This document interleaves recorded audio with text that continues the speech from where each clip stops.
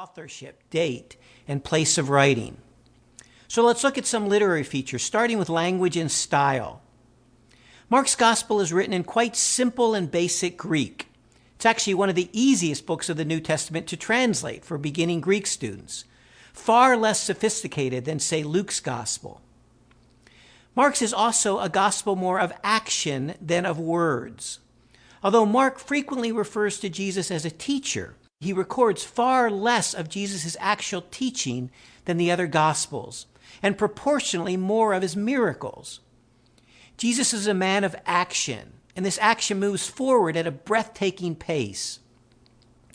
Mark is fond of the Greek word outhous, often translated immediately. This word propels the narrative along at breakneck speed.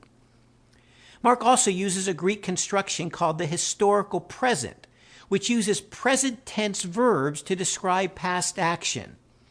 This literary device pushes the narrative ahead in a lively, vivid manner.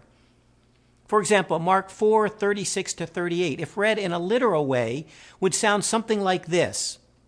Leaving the crowd, they're taking him along with them in the boat. There is arising a fierce gale of wind. They're waking him up and saying to him, "Teacher, don't you care that we're drowning?" There's a vivid sense here, like an on-the-spot news reporter. As we'll see, Mark is also fond of a literary feature known as intercalation, or sandwiching. In intercalation, one episode begins and then is interrupted by another one. Only after the new episode ends does the original one conclude. And the two episodes mutually interpret one another. For example, Jesus goes into Jerusalem at his last Passover. On the way, he curses a fig tree because it doesn't have any fruit on it. That story pauses, and Jesus goes into the temple and clears the temple of money changers and sellers. The next day, the fig tree episode concludes as the disciples discover the tree has withered from its roots. The clearing of the temple is sandwiched between the beginning and the end of the fig tree episode, and the two stories mutually interpret one another. Together, they symbolize Israel's spiritual unfruitfulness and coming judgment against the nation. Mark uses this kind of sandwiching technique at least 5 or 6 times in his gospel. Another literary feature common in Mark's gospel is the use of triads, or groups of 3. For example, there are 3 boat scenes, 3 predictions of Jesus' death. 3 times Jesus discovers the disciples sleeping in Gethsemane after he told them to keep watch. 3 times Peter denies he knows Jesus. As we shall see, these triads are often related to the failure of the disciples, which is a major theme in Mark's gospel. Finally, let me summarize Mark's structure, or his plot line. You can basically divide Mark into 2 halves, with each half highlighting a key aspect of his presentation of Christ.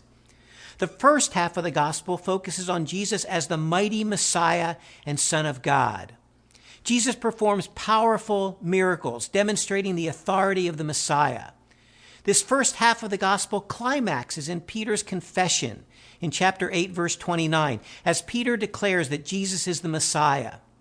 From that point on, however, Jesus begins to predict his coming suffering and death. And the second half of the book, chapters 8 through 16, focus on the way of the cross.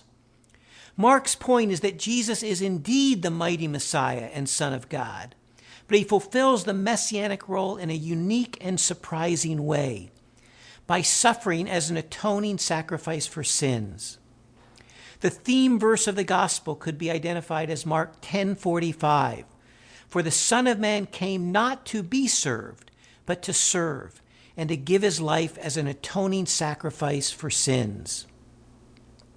The whole of the gospel then becomes a call to discipleship, to be willing to take up your cross and follow him. In our next session, we'll talk about introductory questions related to authorship, date, and purpose in writing.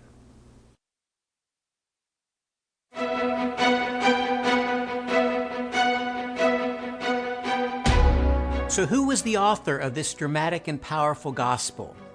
From the earliest days, the name associated with the gospel was Mark, or Marcus, and the title Kata.